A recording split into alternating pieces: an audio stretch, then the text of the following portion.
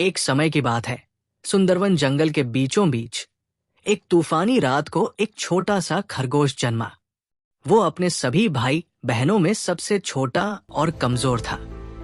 उसका नाम था रवि, लेकिन सब उसे मजाक में कहते थे डरपोक खरगोश। बाकी जानवर उसका मजाक उड़ाते थे। बंदर हंसते, ये तो अपनी परछाई से भी डरता है। बाघ गुर्राते, ये खरगोश तो एक हफ्ता भी नहीं टिकेगा। पंछी फुसफुसाते, इतना नाजुक है, जंगल में कैसे बचेगा। लेकिन रवि की माँ हमेशा कहती थी, बेटा, बहादुरी शरीर में नहीं, दिल में होती है। समय बीतता गया। रवि थोड़ा बड़ा हुआ, लेकिन अब भी डरपोक और शांत था। फिर एक दिन मनुष्यों का एक दल जंगल में घुस आया। उनके पास थे बड़े बड़े ट्रक, कुल्हाड़ियां, बंदूकें और जाल। शेर राजा शेर बहादुर ने अपनी सेना बाघों, हाथियों, तेंदुओं के साथ मनुष्यों से लोहा लिया। लेकिन इंसानों के पास ताकत और चालाकी दोनों थी।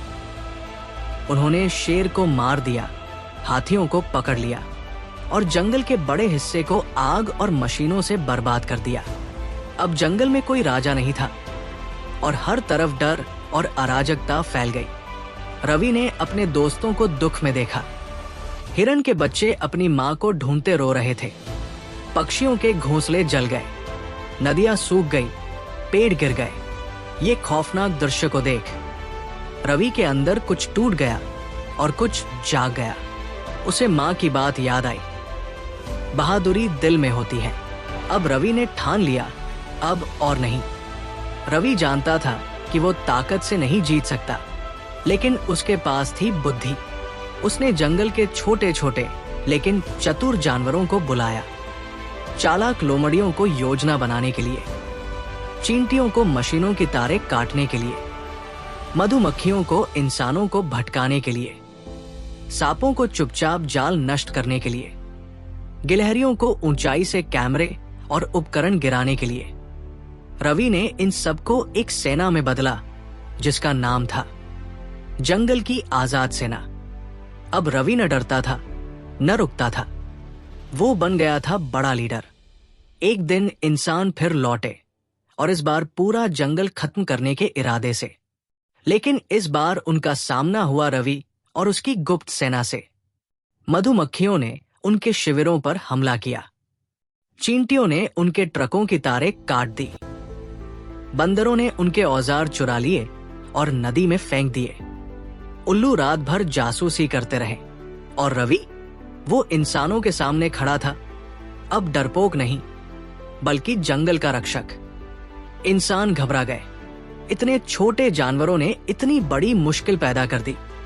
उनके उपकरण काम नहीं कर रहे थे और जंगल के खतरनाक जानवरों, चीता, हाथी और तेंदुआ ने भी जोरदार हमला कर दिया।